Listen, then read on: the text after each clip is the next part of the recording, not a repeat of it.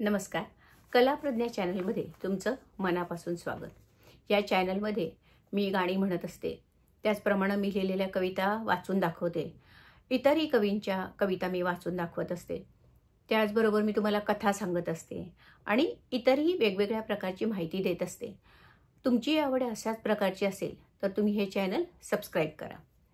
आज मी तुम्हाला गोकुळाष्टमी या सणाची माहिती देणार आहे. श्रावणात पौर्णिमेनंतर येणाऱ्या अष्टमीला कृष्ण जन्मोत्सव साजरा करतात, त्यालाच गोकुळाष्टमी असं म्हणतात. या दिवशी उपवास करतात. रात्री 12 वाजता कृष्ण जन्म साजरा करतात. दुसरे दिवशी पारणे करतात. काही ठिकाणी अष्टमीला काळी माती आणून त्यातून अख्खं गोकुळ त्याची प्रतिकृती बनवतात.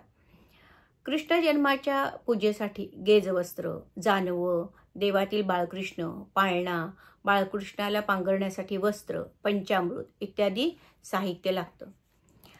बाळकृष्णाला पाळण्यामध्ये ठेवतात. त्याच्यानंतर मग त्याची व्यवस्थित पूजा करतात. पूजा झाल्यावर मग पाळणा तो हलवतात.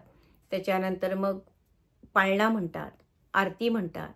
त्याच्यानंतर सुंठ, साखर, खोबरं याचा सुंठवडा बनवून तो वाटतात. फळाचा प्रसाद देतात. दुसऱ्या दिवशी सकाळी दही पोह्याचा नैवेद्य दाखवतात. पारण्या दिवशी दही हंडी फोडण्याचा कार्यक्रम करतात. ही झाली गोकुळाष्टमीची माहिती.